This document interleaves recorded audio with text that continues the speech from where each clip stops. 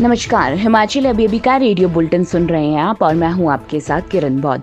पेश है अभी तक के समाचार। सबसे पहले हेडलाइंस। आज से चिल्ड्रन ऑफ स्टेट कहलाएंगे अनाथ बच्चे। एचपी सुखाश्रय बिल को सदन की मंजूरी। ग्राउंड वाटर एक्ट की वायलेशन पर 10 लाख की पेनल्टी, 5 साल की जेल की सजा खत्म। हिमाचल में भांग की खेती वैध करने के लिए कमेटी गठित। 1 महीने के भीतर अपनी रिपोर्ट सबमिट करनी होगी। हिमाचल के स्कूलों में 38 दिन की बरसात की छुट्टियां, लोहड़ी पर मिलेगा 6 दिन का अवकाश। शिमला नगर निगम चुनावों के लिए कांग्रेस ने मांगे आवेदन। उद्योग मंत्री हर्षवर्धन चौहान स्क्रीनिंग कमेटी के चेयरमैन। शिमला नगर निगम चुनावों को लेकर डीसी की बैठक। आदित्य नेगी बोले प्रत्याशी खर्च सकेंगे 1 लाख रुपए। 149 मतदान केंद्रों पर होगी वोटिंग। अब समाचार विस्तार से। हिमाचल विधानसभा में गुरुवार को एचपी सुखाश्रय विधेयक 2023 पास हो गया। सीएम सुखविंदर सिंह सुक्खू ने कहा, यह हिंदुस्तान का पहला एक्ट है जिसे किसी भी राज्य ने पास नहीं किया। यह कानून स्टेट बजट के प्रावधान से बनाया गया है। इसके लिए 101 करोड़ रुपए कोष का प्रावधान किया गया है। आज से अनाथ बच्चे चिल्ड्रन ऑफ स्टेट कहलाएंगे। सीएम ने कहा कि आज से अनाथ बच्चे चिल्ड्रन ऑफ द स्टेट कहलाएंगे। इस योजना से 6000 अनाथ बच्चे लाभान्वित होंगे। अनाथालय के अलावा घरों में रहने वाले बच्चे भी योजना का लाभ उठा पाएंगे।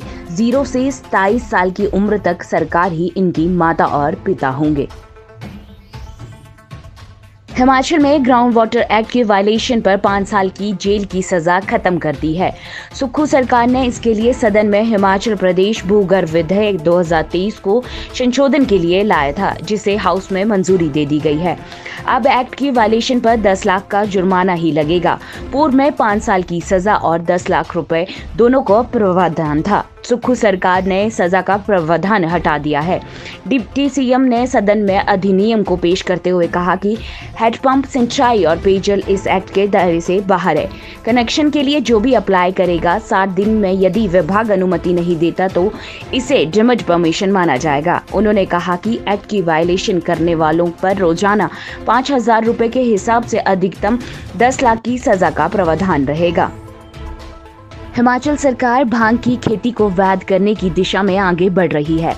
सीएम सुखविंदर सिंह सुक्खू ने कहा कि भांग की पत्तियों और बीज के प्रयोग के लिए सोचा जा सकता है। इसके लिए सदन में मंत्री जगत सिंह नेगी की अध्यक्षता में 5 सदस्य कमेटी गठित का ऐलान किया गया। उन्होंने कहा कि कमेटी 1 महीने के भीतर अपनी रिपोर्ट सबमिट करेगी। इसके बाद भांग की खेती को वैध करने के लिए निर्णय लिया जाएगा।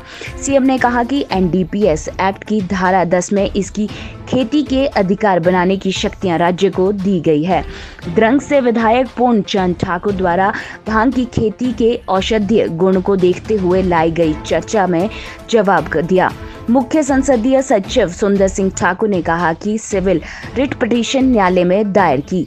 जब तक कोर्ट ने 3 आदेश दिए, लेकिन पूर्व सरकार ने इस पर ध्यान नहीं दिया और अदालत में शपथ पत्र दिया कि हम पॉलिसी बना रहे हैं। शेष समाचार ब्रेक के बाद। आपके स्वास्थ्य का प्रहरी श्री बालाजी हॉस्पिटल, कांगड़ा, हिमाचल।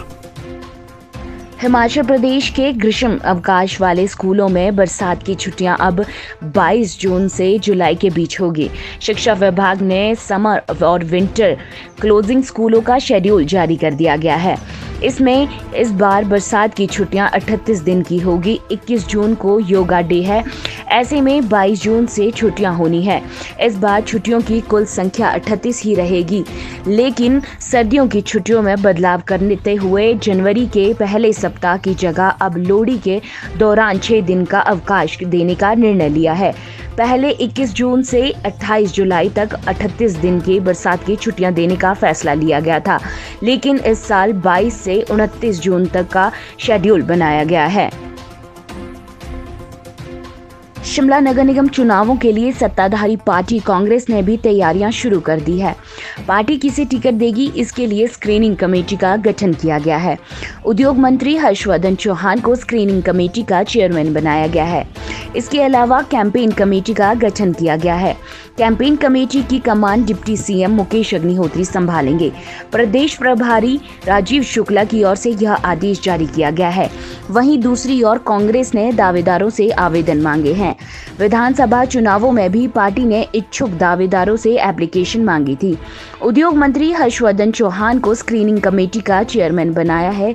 साथ ही मंत्री अनिरुद्ध सिंह, विक्रमादित्य सिंह, हरीश जनार्था के अलावा एमएलए आशीष बुटेल, विनय कुमार को कमेटी में रखा गया है। यह स्क्रीनिंग कमेटी का काम देखेंगे और किसे चुनाव में उतारना है इसका निर्णय लेंगे। शिमला नगर निगम चुनावों में प्रत्याशी प्रचार प्रसार के लिए 1 लाख रुपए खर्च कर सकेंगे। इसके बारे में डीसी शिमला ने आज पॉलिटिकल पार्टियों के साथ बैठक की है। मीटिंग में बताया कि एक्सपेंडिचर एब्जॉर्व द्वारा खर्च की निगरानी रखी जाएगी। इसके अलावा 13, 17 और 18 अप्रैल को प्रत्याशी और आजाद उम्मीदवार नामांकन भर सकते हैं। डीसी शिमला आदित्य नेगी ने सभी पार्टियों को निर्देश देते हुए कहा कि 1 लाख से ज्यादा खर्च करने पर प्रत्याशी की सदस्यता रद्द हो जाएगी। चुनाव लड़ने वाले प्रत्याशी की उम्र 21 साल से ज्यादा होनी चाहिए। वह शहर के किसी भी वार्ड का निवासी होना चाहिए। उसका प्रपोजल संबंधित वार्ड का निवासी होना चाहिए।